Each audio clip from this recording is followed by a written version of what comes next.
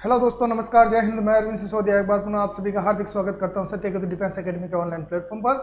तो मेरे प्यारे दोस्तों, आज का जो टेस्ट पेपर सॉल्यूशन है वो 38 नंबर वाला टेस्ट पेपर सॉल्यूशन है, जिसमें जीके के आपके 15 क्वेश्चन आएंगे और सभी 15 क्वेश्चनों के 4 विकल्प होंगे। 4 विकल्पों में से आपको एक विकल्प चुनना है जो कि करेक्ट हो। ठीक है दोस्तों, इन सभी से पहले लाइव क्लास को ज्वाइन करें, शेयर करें, कमेंट करें, कमेंट बॉक्स में अवश्य रूप से जय हिंद लिख दें, प्रश्न पढ़े और प्रश्न देने का प्रयास करें। चलिए दोस्तों देखते हैं पहला प्रश्न आज का क्या होगा। हमारा पहला प्रश्न है, निम्न में से किसे प्रकाश के त्योहार के रूप में जाना जाता है? तो प्रकाश का त्योहार कौन सा होगा भैया? दीपावली, क्रिसमस, होली या ईद उल फितर?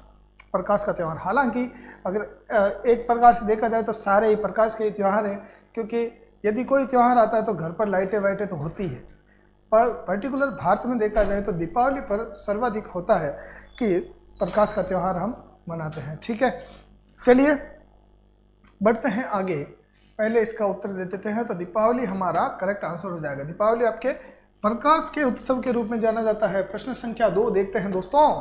प्रश्न संख्या 2 में पूछा गया है, कुंभ का आयोजन निम्न में से कहाँ किया जाता है?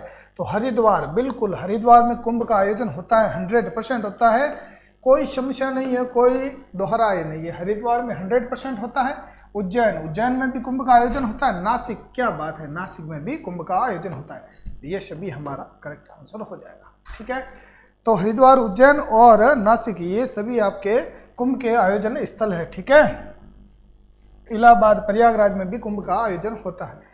प्रश्न संख्या 3, सौर मंडल के किस ग्रह को लाल ग्रह कहा जाता है? तो लाल ग्रह दोस्तों, सुबह 4 बजे उठकर आप आसमान की ओर देखोगे तो आपको लाल लाल कुछ प्रतीत होगा। प्रकाश ज्यादा लाल नहीं, परंतु नॉर्मल सा लाल प्रकाश आपको प्रतीत होगा, और वही लाल प्रकाश आपका किसका होता है भैया? मंगल का होता है। ऑप्शन नंबर हमारा डी करेक्ट हो जाएगा। चलिए भैया अगले प्रश्न की ओर बढ़ते हैं। प्रश्न देखते हैं, प्रश्न संख्या 4। ये लीजिए, निम्न में से कौन से खगोलीय पिंड सौर मंडल में शामिल होते हैं?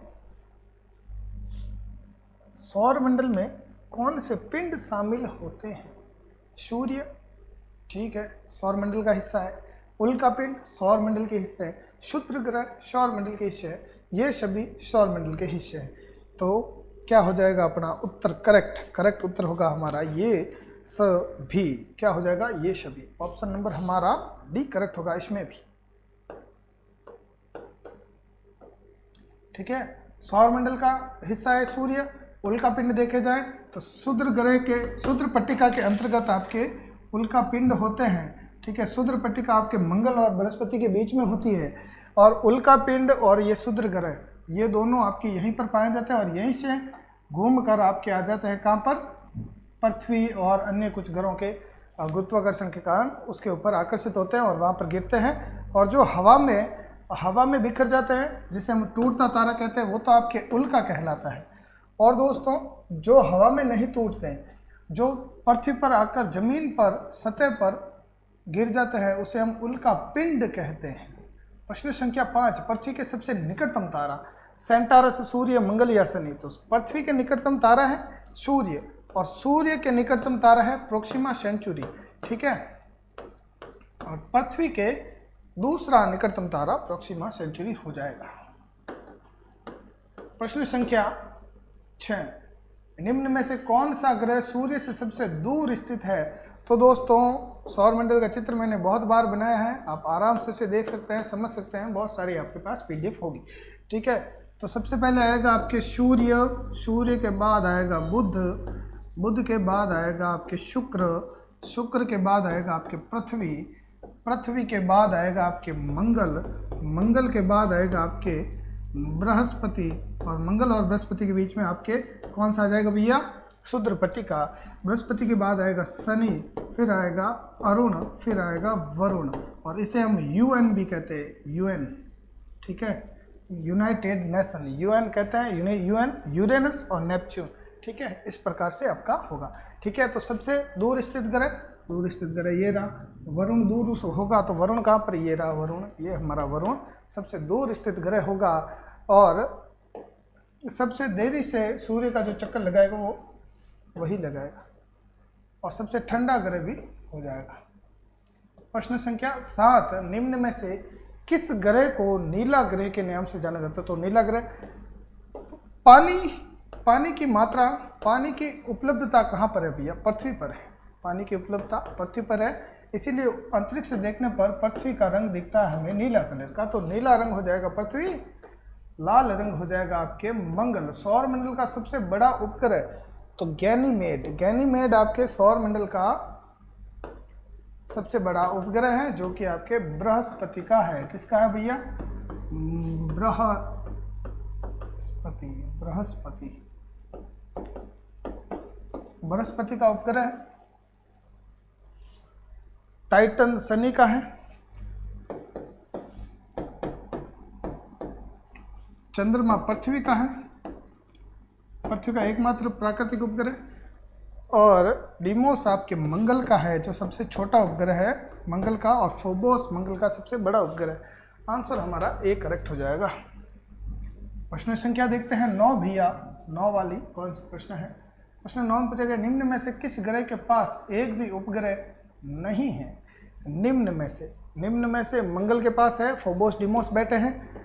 बुध के पास एक भी नहीं है, शुक्र के पास भी एक भी उपग्रह नहीं है, यानी कि बी और सी हमारे करेक्ट होंगे। तो डी ऑप्शन हमारा बिल्कुल करेक्ट होगा कि बी और सी हमारे करेक्ट आंसर हो गए, यानी कि शुक्र और बुध के पास कोई भी उपग्रह नहीं है। प्रश्न संख्या 10, आकार के अनुसार सौरमंडल का सबसे छोटा ग्रह कौन सा है? बुध, यूरेनस, पृथ्वी या मंगल? हाँ, ये अच्छा प्रश्न है। आकार के अनुसार सौरमंडल का सबसे छोटा ग्रह पूछा है, ठीक है। सबसे छोटा हो जाएगा आकार के अनुसार बुध, बुध सबसे छोटा ग्रह है, ठीक है।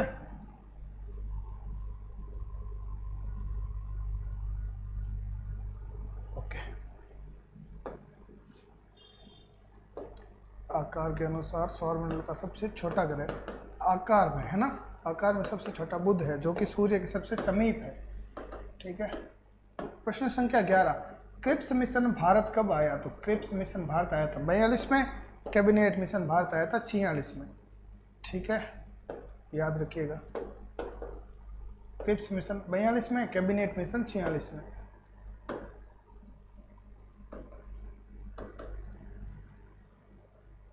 प्रश्न संख्या 12, मुस्लिम लीग द्वारा प्रत्यक्ष कार्रवाई दिवस कब मनाया जाता है? ये प्रश्न तो आपके लिए इम्पोर्टेंट है नहीं, क्योंकि मुस्लिम लीग का और इतना ज़्यादा पूछते नहीं हैं आपको, परंतु हमें क्या करना है, हमें उत्तर देना है। 16 अगस्त 1946 को प्रत्यक्ष कार्यवाही दिवस, ठीक है, याद रखिएगा।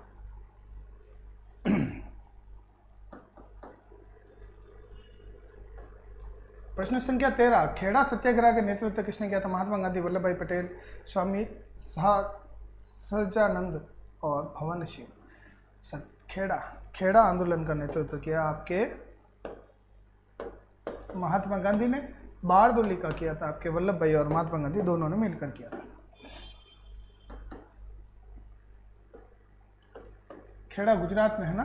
प्रश्न संख्या 14, अखिल भारतीय किसान सभा का गठन कब हुआ था? अखिल भारतीय किसान सभा का गठन कब हुआ था, ये प्रश्न पूछा है। ऑप्शन आप सभी के सामने दिए हुए हैं, और ऑप्शन में क्या है 25, 30, 36 या 40। तो वर्ष 1936 में, ठीक है। 1935 में आया था भारत शासन अधिनियम, उसके बाद भारत शासन अधिनियम के बाद 1936 में दोस्तों आपके अखिल भारतीय किसान सभा का गठन किया गया था। 14वां प्रश्न हो गया हमारा। लास्ट प्रश्न देखते हैं आज का, और अभी पढ़ते हैं क्या होगा लास्ट प्रश्न हमारा। निम्न में से कौन अवध किसान सभा से संबंधित था? अवध में जो किसान सभा थी उसमें संबंधित कौन था निम्न में से? ठीक है, तो कंपाराम, गौर शंकर मिश्र, मदन मोहन मालवीय, बाबा रामचंद्र। बाबा रामचंद्र बिल्कुल आपका करेक्ट आंसर होगा। चलिए भैया, आंसर क्या हो जाएगा आपका? आंसर हो जाएगा डी से डॉग। डॉग यानी कुत्ता, कुत्ता यानी पाकिस्तान। ठीक है, ये हुए आपके 15 प्रश्न। कल पुनः इसी समय मुलाकात करेंगे, तब तक के लिए धन्यवाद। जय हिंद और जय भारत।